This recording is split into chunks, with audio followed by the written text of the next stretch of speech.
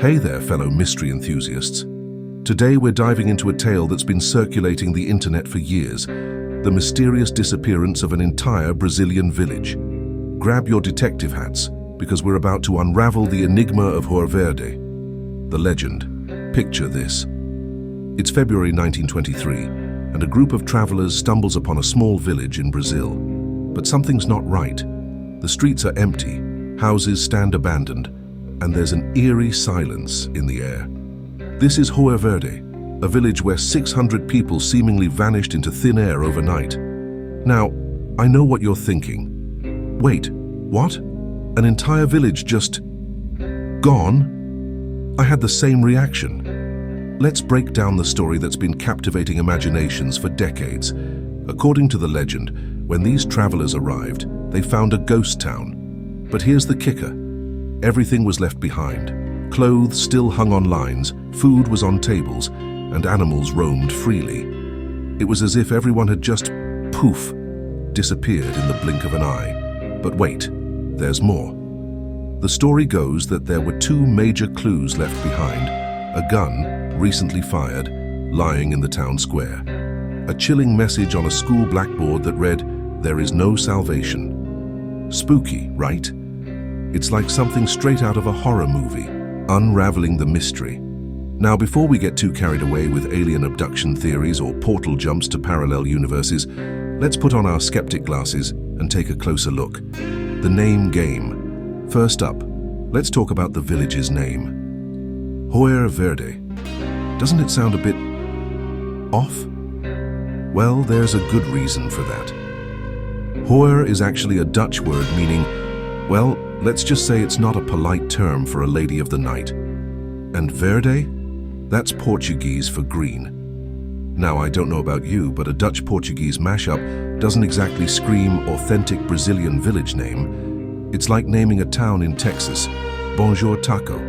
Something's fishy here, folks. The missing evidence. You'd think that 600 people vanishing without a trace would make some headlines, right? Well, here's the thing.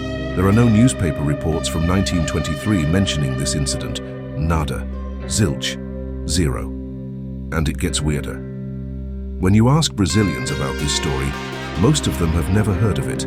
It's not part of their local folklore or history. It's as if the story of João Verde is as much a ghost as the village itself. The tale of many versions. Here's another red flag. The story changes depending on who's telling it. Sometimes it's 600 people, sometimes it's 400. Sometimes it happened in February, other times in May. One version even throws in a random appearance by the Brazilian president. When a story can't keep its facts straight, it's usually a sign that we're dealing with an urban legend rather than a historical event. The plot thickens. So if this isn't a true story, where did it come from? Well, put on your literary detective hat, because we're about to crack this case wide open. The earliest traceable mention of this story appears to be in a novel. Not a history book, not a newspaper archive, but a work of fiction. Dean Koontz's 1983 novel, Phantoms, features a strikingly similar tale of a town where everyone mysteriously vanishes. Now, I'm not saying Dean Koontz invented time travel to plant this story in 1923 Brazil. What's more likely is that this fictional story somehow made its way onto the internet and through the magic of online storytelling, transformed into an unsolved mystery.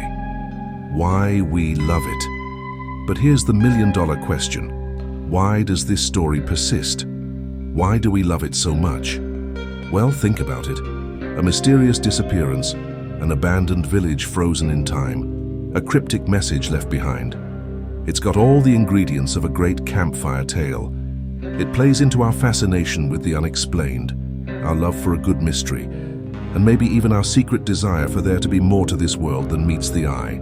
Plus, let's face it, in the age of smartphones and GPS, the idea that an entire village could just vanish is kind of thrilling. It's a reminder that maybe, just maybe, there are still mysteries out there waiting to be solved. The real mystery. So, while the vanishing village of João Verde might not be a real historical event, I'd argue that the real mystery here is how stories like this spread and evolve. It's a testament to the power of storytelling and our collective imagination. In a way, Verde did exist, not as a physical place, but as a story that captured our curiosity and refused to let go. And isn't that, in its own way, a kind of magic? Wrapping up. So there you have it, folks. The tale of Verde, a village that never existed, filled with people who never disappeared, leaving behind clues that were never found. It's a reminder to always approach these stories with a healthy dose of skepticism, but also to appreciate the creativity and mystery that keeps them alive. Remember, the next time you hear a story that sounds too good or too creepy to be true, it just might be.